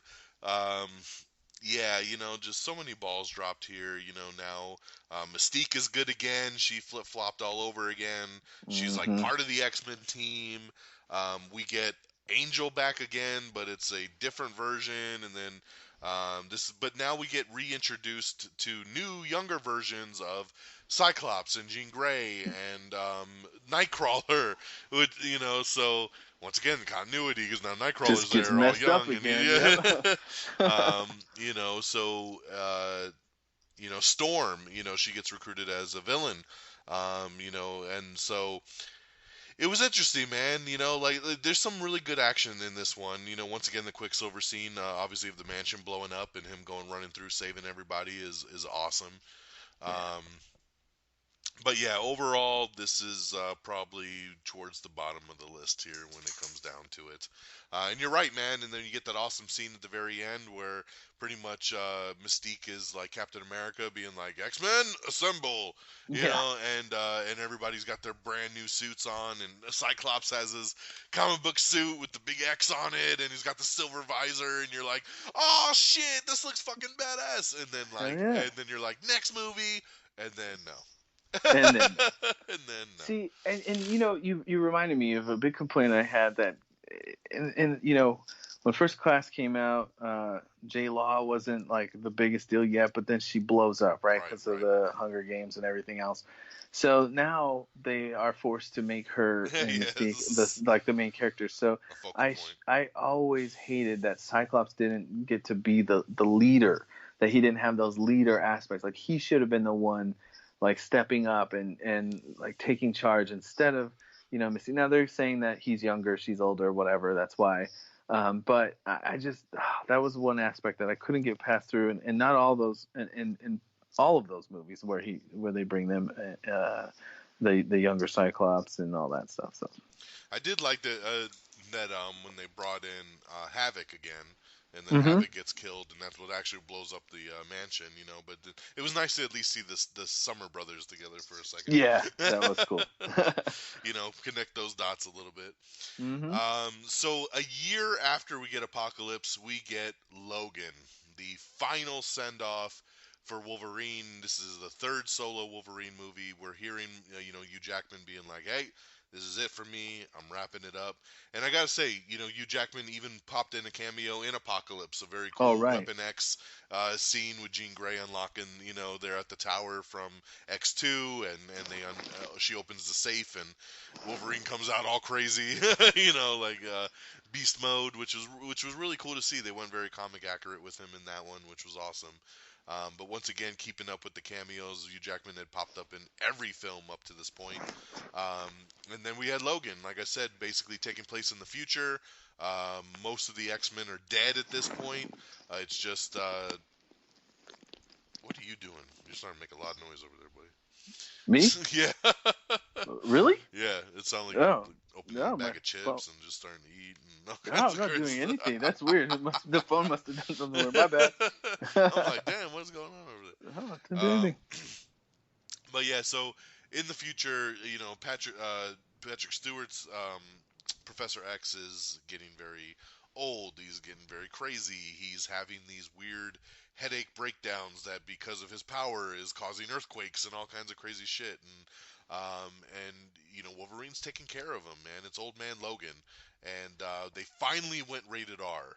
They were given the opportunity, thanks to Deadpool, which had made a lot of money being rated R, to be like, you know what, we're gonna do this send off R style. It was violent. It was bloody. It had cursing. It was, Hugh Jackman turned up to 15, getting to be that fucking Logan, and man, what an incredible movie. I mean, this movie is I remember a lot of people were pissed that year at the Oscars that this movie got overlooked. I mean, it Oh should have yeah. been nominated for Picture of the Year. Hugh Jackman should have been nominated for actor, Best Actor. Patrick Stewart should have been nominated for Best Supporting Actor. This movie super got overlooked. I mean, James Mangold came back to direct this one, who he did the Wolverine. Um, it was very, very grounded. We got X23 in here. She was badass. Oh my god, dude. Just everything they did in this movie was just incredible. And then Hugh Jackman got to even play an evil version of himself, like a younger, like souped up version, which was awesome. And just what an incredible movie, man. But in the end, he ends up dying, and they get to put to rest Logan, the man who never was gonna die, died in this film, and it was basically the end of the Hugh Jackman saga. And I can't say enough good things about this movie. It's just so incredible. I saw it multiple times in the theater. I've watched it several times at home. Um, I just rebought it in 4K a couple months ago. I mean, Well worth it. yeah, I mean, it's just such an incredible film, man, and just what Hugh Jackman brings to this, what Patrick Stewart brought to this, and Oh my god. it just what they did here is phenomenal, and man, I love me some Logan. I'm right there with you, dude. It's like by far the best one, I think. I mean, it's such just a good story. Like even if you took it out Yeah, of it doesn't need the to even be X-Men a world, superhero movie. yeah, it was phenomenal. The acting was insane. The story was insane. Like everything about it was just top notch. Dude, I literally cried so many different ways. Like when X-23 goes nuts on the soldiers and she's sitting there chopping people's heads out. Like X-23 is one of my favorite characters for a long time, and like I cried of joy when I got to see her just slaughter bad guys because that's something I never thought I would ever get to see. And then, when Professor X gets killed and Wolverine's sitting there and he's like, "There's water." I was just, oh my god, dude, just started bawling. And then of course at the end with the X gravestone and all that, Yes. like, I mean, just so many amazing moments, and it was just such a well-made film, and on all levels, from like as I said earlier, like from the script to the acting to the directing to editing. I mean, everything, to the music. It just has this perfect feel of what we needed to say goodbye to Logan. I've heard, I don't want to overshadow and not discuss complaints. I've definitely heard a few complaints about it. Some of our friends don't like it as much as we do, but I think the biggest complaint is that there's like no big villain in it or whatever. And I actually argue that that's a better aspect. Sometimes the huge villain, like the overpowered CGI villain, makes things worse. When you look at, we already talked about the Wolverine. Yeah. So this is the exact opposite of that, and you have the more grounded situation where you could get really artistic and say that the real villain is time and age and death and things like that. But at the end of the day, the comics have always dealt with clones. There's a robot version of Wolverine back in the day called Albert that was a really big villain for. So there's different things like that. So it's not out of the realm of the comic world to have Wolverine fight a clone of himself. And of course, still the humans are always kind of the major villain for the mutants anyway. So I just thought it was a perfect film. I love every aspect of it, and I think I'm definitely in one of the people that are in that group that think it got shafted for the Oscars top stuff. Totally, man. Yeah, it came out too early in the year that I think by the time Oscar season rolled around, too many people had forgotten about it, which is always unfortunate. If you don't come out in that October, November, December window, people seem to forget. But yeah, man, what an incredible movie on a whole nother level. And just so happy that the studio took a chance to let them go out, in this rated R fashion, which was just great. I expected a bigger villain too. I mean, we had the after credits tease in Apocalypse of the Mr. Sinister. Yeah, with Mr. Sinister and the Essex Company and all that Yep. stuff. And I had heard there was a deleted scene somewhere that I don't know they were going to use for Logan, or if it was going to be at the end of Apocalypse that they took out of it, that John Hamm was going to be Mr. Sinister, and Right. that that they ended up cutting that scene and then never used it, and they didn't go that route obviously with the next film. So pretty interesting. They could have done something cool there. But then, yeah, so a couple years after Logan, we're in the current timeline now. We're going literally a couple weeks ago with X-Men Dark Phoenix. This was it turned out to be the final movie in the X-Men saga. This was the direct follow-up to Apocalypse, now taking place in the 90s, because once again, we jumped another decade. And this movie, man, this was a tricky film from the get-go, because when remember, originally this movie was supposed to come out last year, and then as they got closer to it, they were like, oh, we got to do some reshoots, and they ended up pushing the movie back to February of this year. And then as we got closer to February, they said, oh, now it's going to be June of 2019. And it kept getting pushed back, and then a lot of people were like, oh, it's getting pushed back because people don't like it, and there's problems, and this and that, and that they had to reshoot a lot of the ending because it was a lot like another film that had come out, and just, and it was a hard one to shoot because, all the actors are so big, and they're doing other things and getting everybody to come back. And so, and then of course the Disney buyout of Fox happens in between here too, which instantly made a lot of people say, well, guess this movie doesn't fucking matter anymore because Right. it's fucking done, right? So a lot of people just wrote it off right off the bat and just said, whatever, I don't care. When the first trailer dropped for it, I was very underwhelmed. I felt the first trailer was just showing me, hey guys, we redid X3, come check it out. And I was just so disappointed because, like I said, man, we just talked about it. My love for these films is incredible, and I even like X3, but I felt like the whole trailer was just all the same beats. It was like, oh, Professor X fucking hid the memories and the powers of Jean Grey, and she's gonna go home, and then she's gonna destroy the house, and there's a car accident, and she's gonna kill all the X-Men, and she's gonna go crazy, and it was just like, okay, I've seen that, I've seen that, I've seen that, I've seen that. Like, okay, all we're doing is remaking X3. This sucks. And then the second trailer came out, and I liked it a lot more. And then the third trailer came out, and I liked it a lot more. And I was like, okay, they're starting to win me over a little bit. I saw it opening night in IMAX. I actually saw it a night earlier. I went to a fan screening in IMAX, and I really liked it. I really, really liked it, and I was surprised. And this circles back too, because I have to say, a lot of our feelings on movies are obviously based on expectations as well. Sure. And I don't know if maybe the expectations were just so fucking low for this movie that I wasn't expecting much. So then to get the joy out of it that I did, I walked out very, very happy. I went back a couple nights later and took my wife to see it because it's funny.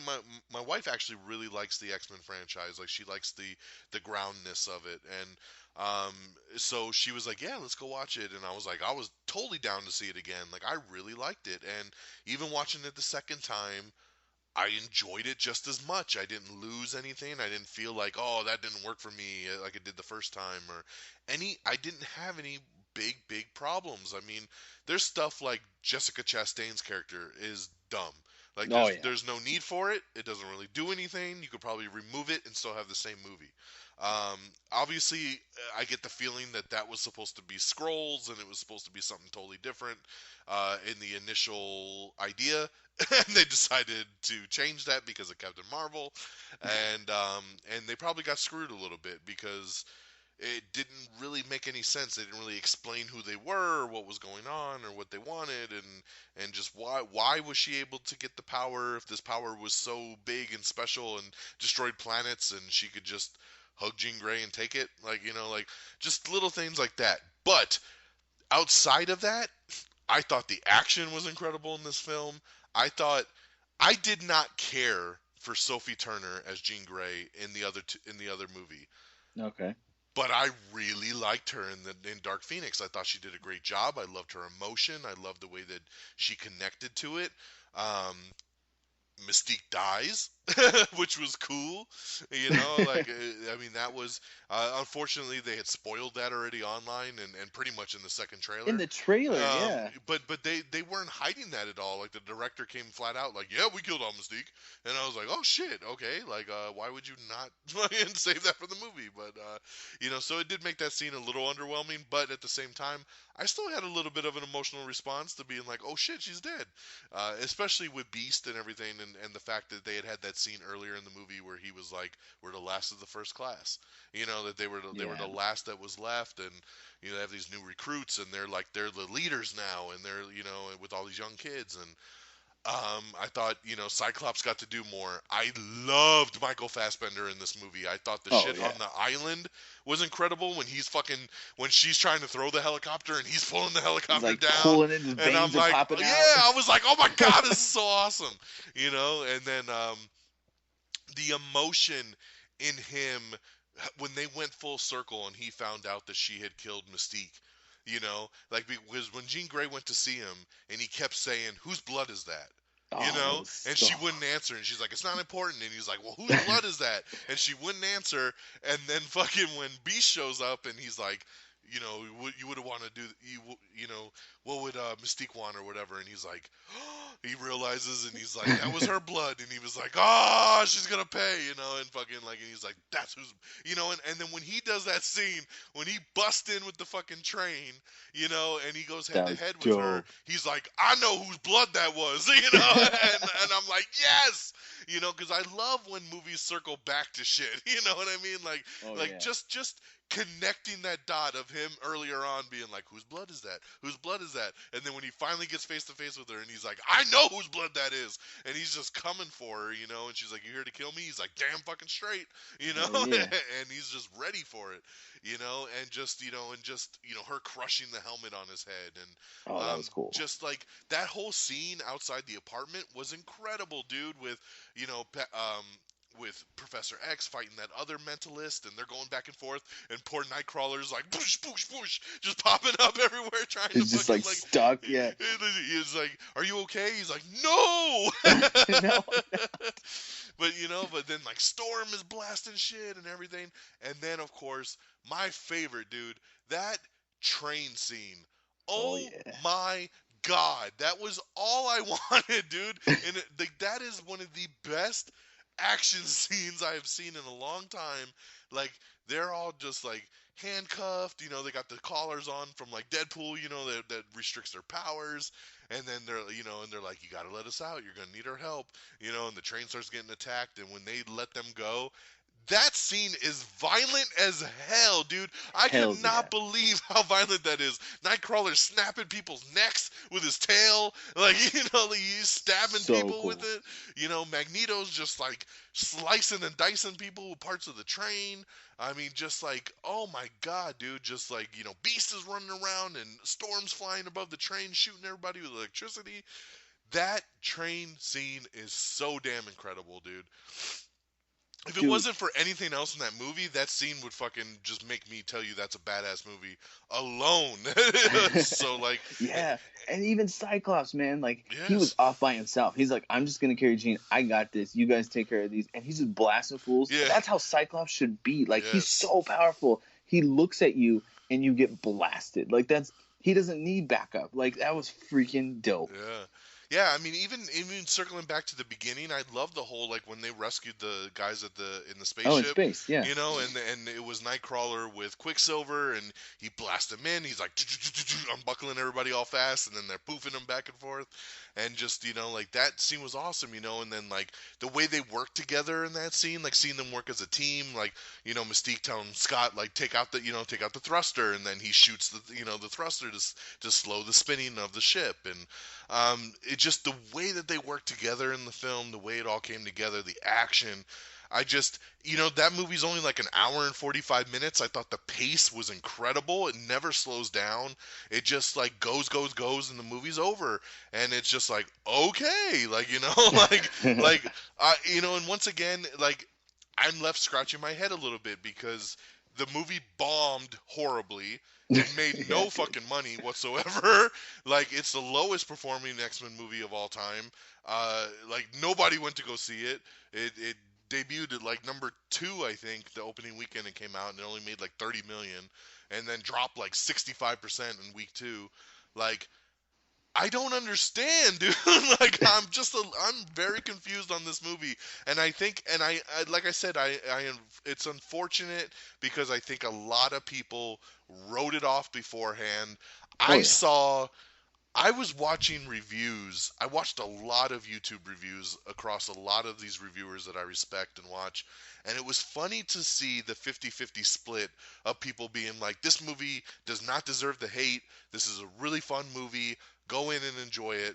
To the complete flip side of people saying, this movie is dog shit. There is nothing to like about this movie. It's horrible. Like, such a drastic difference of like how like the ones that I'm watching that are saying there's zero to like about this movie, I'm just like, what movie did you watch?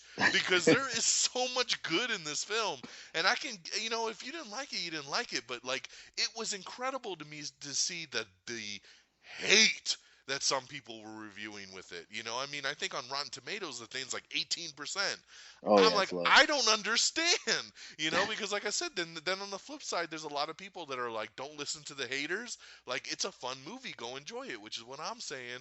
I'm not saying it's the best one. I'm not saying like, this is the end all be all, like it's better than Endgame. Like, I'm not saying anything like that. But if you go in wanting to see a cool superhero movie with some people with powers and eat some popcorn, I think you're gonna have a good time. So I don't really understand it. So I don't know, man. You saw it. Like, what was your kind of initial reaction, and even looking back on it now? Well, the funny thing is, so when I first saw the trailer, I got really excited. It took me a few rewatches of the trailer to realize that, oh wait, this is just Last Stand. But like, I got excited because I saw space, because I saw the Grant Morrison costumes, and I was like, it's not like the costumes I was hoping for. But I thought maybe this is just like a temporary costume. They'll wear like the cooler costume later, and stuff like that. So I got really stoked. And actually, if anyone's listened to our top 10 most anticipated list, this one actually, I specifically said it almost didn't make the list, but then it went all the way up to like number 6 or something, because the more I thought about it, the more I got excited, because X-Men is my jam. And I just I had that hope. So where you went in with like the more realistic low hope, I started building hope, and it got worse after I went to WonderCon, because I went to WonderCon and I got to see a sneak peek of the film. The cast was there, the director was there, and they showed us the entire space opening scene. We saw that entire scene, and then they showed us the entire scene from when Cyclops, Storm, Professor X, and Nightcrawler bamf into the park, and then they go and fight up to when Magneto. Awesome scenes. Yeah. So we got to see the two best parts in the entire film in that. So after WonderCon, I was like, this movie is going to be fucking dope. And then I watched the movie, and I couldn't be more down the middle. So, you were talking about the reviewers. There were some say it's total utter garbage, and some say it's super fun. And I think the difference there is that this movie it's two-faced. It truly is. There's one side of it where if you sit there and look at it critically, this is garbage. The story is stupid. It doesn't really make a whole lot of sense at points. The acting is not great, man. I know you said that like you like Sophie Turner in it. She struggled in moments. No, I thought everybody did very good in this movie, man. I thought J-Law was terrible. Jennifer terrible. Lawrence was really good. I thought Nicholas Hoult was really good. Even I will say, this is where I think you're really, really wrong, because even a lot of the reviews I read where they were like, this movie's dog shit, people were like, I will say the performances were great. Like everybody was at least shouting out that it wasn't like anybody sleptwalked through this film. Everybody brought their A game. They came in, they did their shit. And I got to agree, man. Like, I don't know what you're talking about. I thought everybody did a really solid job. I felt like Lawrence was just getting a paycheck. No. Sophie Turner, I felt like, was trying, but just struggled in certain scenes. I think, of course, Professor X, Magneto, Cyclops, Beast, they all did a great job, but they're just like high caliber actors. So that's, at a different level, I think. But even Jennifer Chastain, and again, not of any fault of her own, really. It's just the writing of the character. I mean, that character, I literally had to look it up, bro. And I know so much about comics. Like, their race was in like one dude. panel. Yeah. And You it know, was a and guy character that she was. in Avengers, he wasn't even in X-Men. He was in Avengers. Like, whatever. So, but so critically, I think if you break the film down and look at it in a critical way, I think you could find so many problems and really outline to say why it's a crap movie. But then if you shift to the other side, like what you said, like you turn your brain off, you eat some popcorn, and you watch a cool action flick. Like, if you don't really think about it that much, it's entertaining as hell. Like, especially that train scene, dude. Like, I was giddy. After I saw it, I went on Twitter and just was hashtag train scene. Like that's just. I mean, it just that's all you need, man. That last scene is just so incredible from an action standpoint. Dude, did you lose your mind when Magneto crushes the train? I was yes. And then he just kind of throws it away. Hell yeah. And then when Nightcrawler teleports that stupid chick up in the front of the train, I was like, that was. And then he looks at her like, yeah. And then he bounces and she gets hit by the train. I mean, he gets evil as fuck, dude, because they killed that cop that it was like, my son used to look up to you, and he got real pissed when that guy got killed. But I'll close on two comments. I'm going to give one good, one bad. So the good comment is Cyclops finally got some due. And I thought that, that dude, man, he's badass. Like, he can act with just a visor over his face where you can't really see much. And the fact that they gave him a little bit of, I felt like there was growth in his character. And and we heard this in WonderCon, but I love the scene where he's like, if you hurt her, I will fucking kill you. I was like, yes. Like, that's what Cyclops should say. Like, he's that passionate about it. So that's the one last positive comment I wanted to make. But in the negative, and you got Dazzler. Oh yeah, dude, that was the best cameo ever.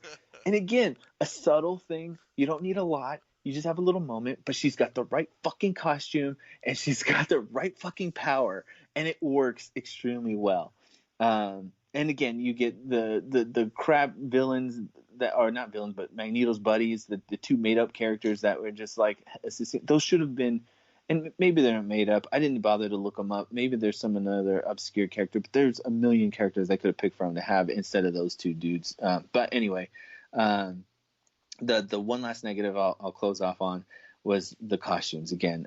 It was cool to see that they added the Grant Morrison costumes, but I didn't want that to be the main costume. I thought they were going to get those suits from Apocalypse. And the whole last battle, they're in regular fucking clothes. This is a superhero movie. You're supposed to suit up before you go to battle. Give me some fucking suits, man. Yeah. Anyway, I digress. Suits. I told because those suits were in the 80s, man. They were already moved on from those suits by the time the 90s That's rolled a good point. It was 10 years. Yeah, no, you're right. They were all flashy 80s costumes.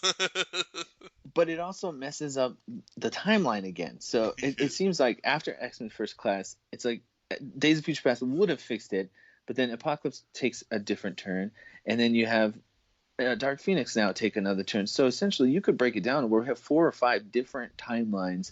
And I was hoping maybe Dark Phoenix might do something to kind of correct that, but they didn't.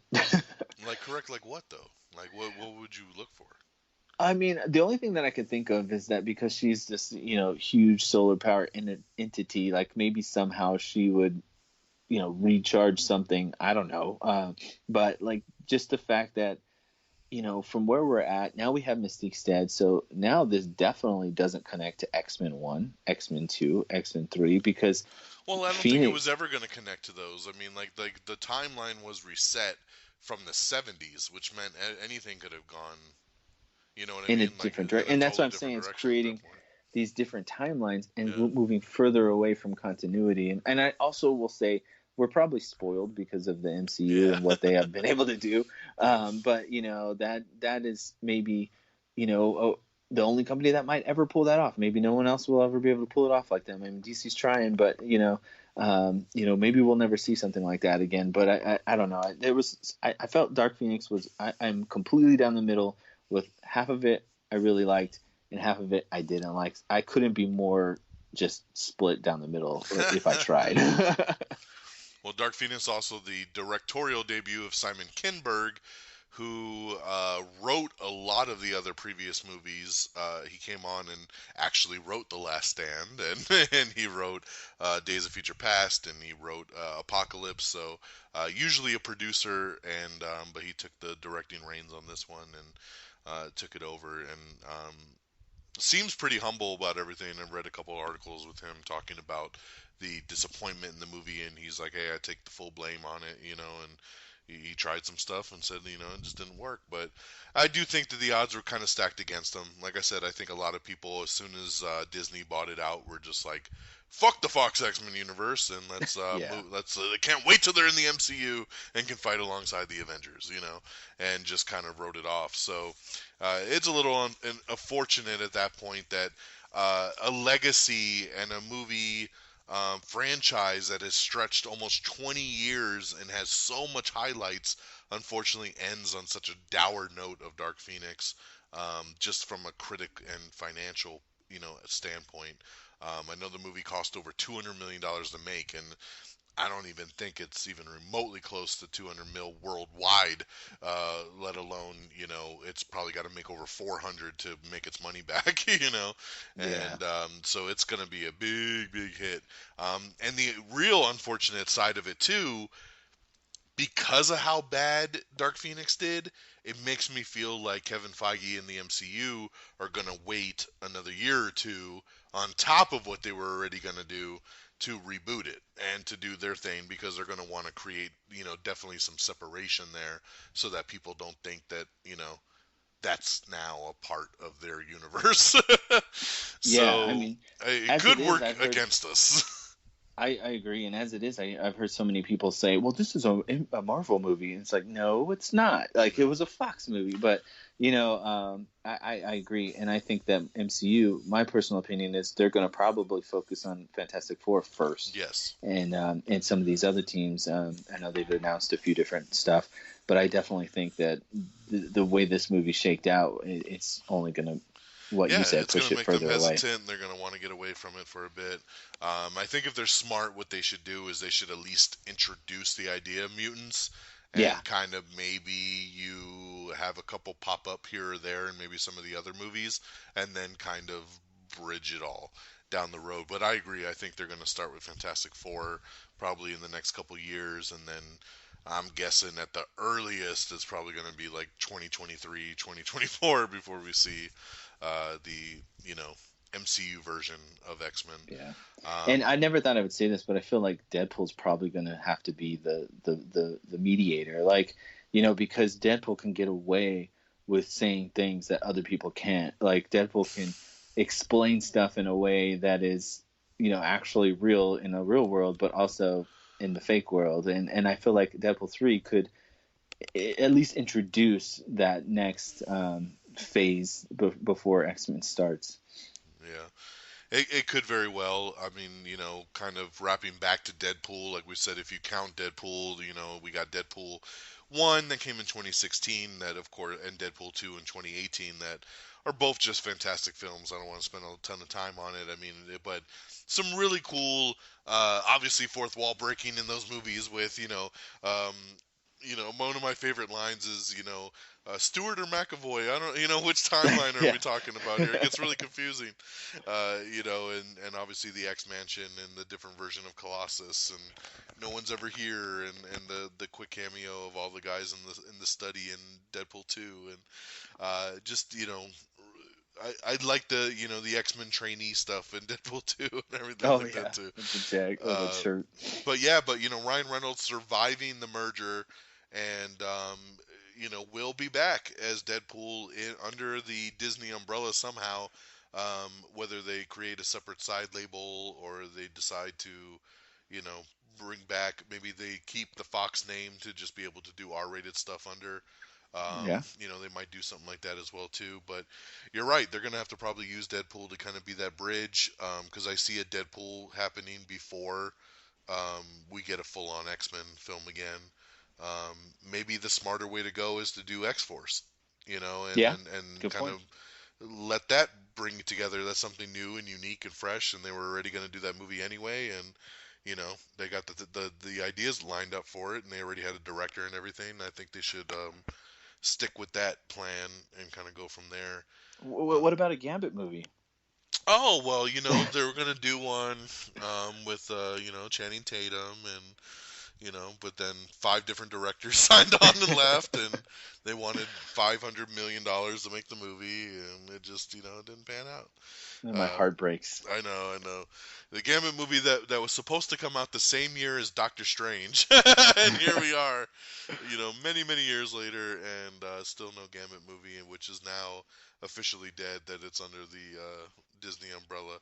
But and it's funny because I always said too, speaking on the Gambit film for a minute, that if they wanted to do that, I think if they were smart, I always thought if Channing Tatum was smart, like instead of rushing into a Fox production before the buyout, like he should have just set up a meeting with Kevin Feige and been like, hey, why don't I hold off and we could either do this together, or when you reboot the X-Men, you put Gambit in there, and I will be your Gambit, and that way we can all make it work, so, but at this point it doesn't seem like any of that's happening, but I felt like, that should have been the direction they went. I felt like they missed an opportunity with Channing Tatum when they did Apocalypse, because he was already cast as Gambit before Apocalypse. He actually got cast right after Days of Future Past. So Apocalypse was a perfect opportunity to introduce Gambit, have him do something, even if he wasn't in the whole film, have him come in, have him be a part of the team, and then you do the spin-off and you do the solo story after that fact once people get a taste of him. So when he wasn't in Apocalypse, I was like, what a wasted opportunity right there for sure. Yeah, definitely agree. And New Mutants too, right? Is that still gonna fall under the X-Men umbrella? New Mutants, which was supposed to come out in August, in just another month or so, and now it's been pushed back another year till April of 2020 because they're going to do more reshoots. I don't know, man. If that thing gets a theatrical release, I will be very shocked. The only way I see it getting a theatrical release right now is if when they do the reshoots, Kevin Feige is involved and they do some kind of riffraff with it to connect some dots and make it a part of the MCU. And they could get away with it since it is New Mutants and it's something totally different with characters that we have not seen. So they could try to use New Mutants to be the bridge, to show that mutants are out there. So if they do that, great. If they don't, and they're just doing reshoots to be like, we want to make it a little scarier, I don't know if it's going to see the light of day, especially after the Dark Phoenix fiasco. So, there's been a lot of rumors over the last several months that it could go straight to Hulu, that it could be on the Disney Plus app when that thing launches, and I have a very big feeling that it probably will be a straight to streaming service kind of movie at some point, probably early next year. But like I said, if Kevin Feige gets involved and they decide they want to salvage New Mutants, which they could have had these conversations already, because I feel like when they officially announced that they shifted the release date to April of 2020, it makes me feel like, because obviously at this point Disney owns it. So if they're saying we want to shift it, they're gonna still put more money into this thing, a movie that's already been on a shelf for 2 years. Yeah. And now they're gonna put more money into it to do reshoots. I feel like there's a bigger plan behind it somewhere if that's the truth. And like I said, and if that's the case, the only thing I can think of that makes sense would be Kevin Feige's involvement to be like, hey, I think we could salvage something with this and make it a part of the MCU. Maybe he got to see an early cut and he was like, all right, we could work with this, and maybe we do a little tweak here, tweak there, set it in our world, and bring in some people for the reshoots and let it go from there. Nick Fury pops up or something. It's like, yeah, it does seem weird to put money into it if you're just gonna throw it away and like have a have like, this is just an extra movie and watch it if you want it. Like why Right. bother? Yeah, yeah. Exactly. If it's a Fox movie that's been sitting on a shelf for 2 years, at that point you just count your losses and you just be like, oh, exclusive new movie on Hulu.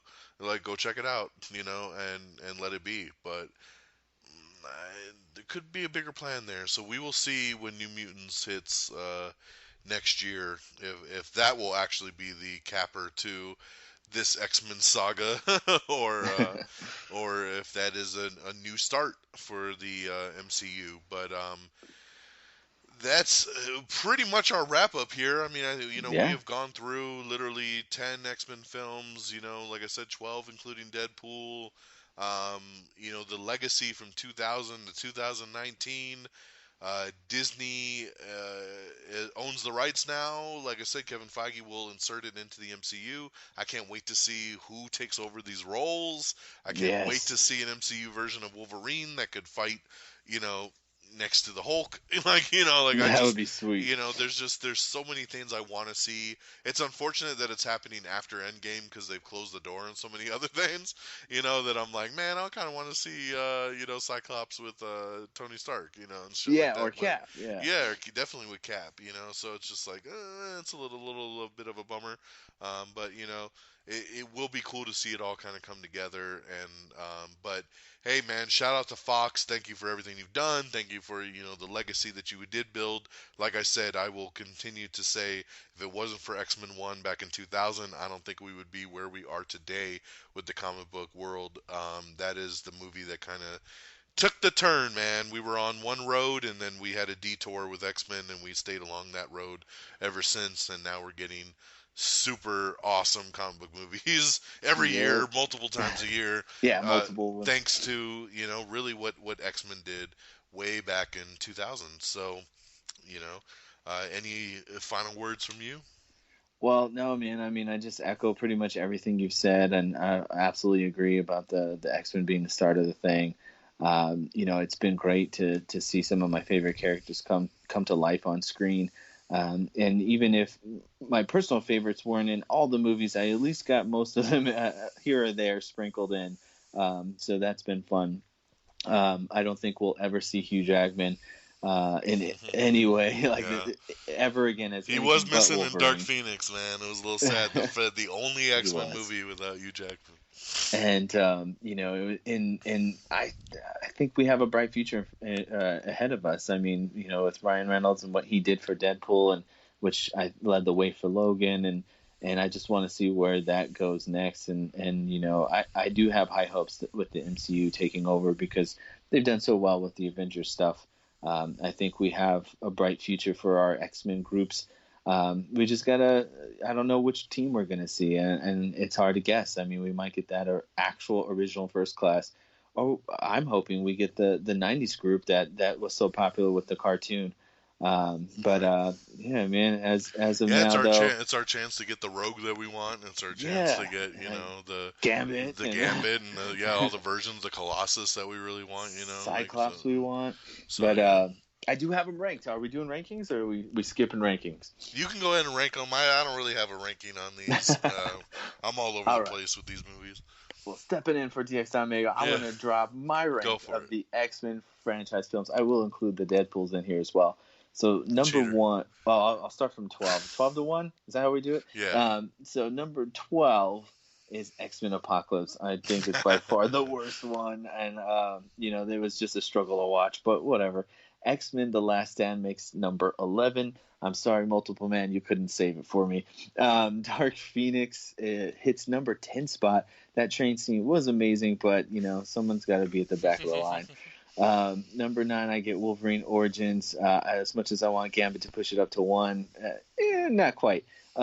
X-Men Days of Future Past hits my number 8 spot, which I'm sure surprises you, Don. I'm thinking yours is probably up a lot higher than that.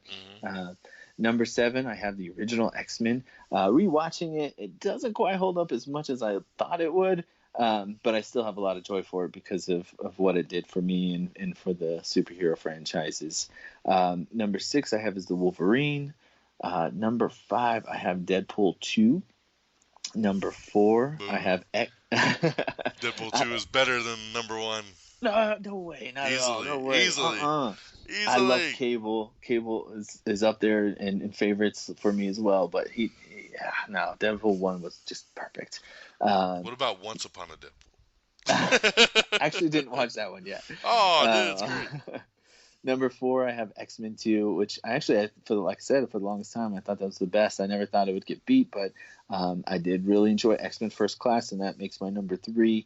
That coin scene just completely blew me away. Deadpool does make number 2 for me. I don't think it could have been any better. And then it number could be 1, Deadpool 2. There you go. And my number 1 is Logan. It is literally perfect for me. I feel like I was their number 1 intended person to watch this movie. I loved every minute of it. It's like they wrote it for me. So, so that's my ranking. Yeah, see, I don't even want to include the Deadpools into it because I feel like they would just automatically be at the top, which I don't think is fair going against, like, the actual X-Men movies that we're trying to rank here. Because I would probably, if I had to slap something together right now, I'd probably agree with you that Logan is there, and then I would probably be like Deadpool 2, Deadpool 1, Days of Future Past, and then kind of, X-Men 2, the first X-Men, then the Wolverine, and then Origins Wolverine, and then probably Dark Phoenix, and then First Class is way up there too. See, oh god, this is so hard to do just right off the top. And then and then everything else just goes down from there. But yeah, it's hard to throw in the Deadpool movies because I just hold them on such a different level, and because they're like comedies too, they just don't fit in the same world to me as the X-Men films. Because the X-Men films are so serious, and then the Deadpool movies are definitely not. I included them because they really did go out of their way to go to the mansion. They make the comments about the X-Men. They had the cameos with some of the X-Men and the X-Men team. So I went ahead and included them, but I could definitely see not including them as well. Yeah. Well, ladies and gentlemen, that'll do it for us. That's talking through the legacy of the Fox X-Men universe.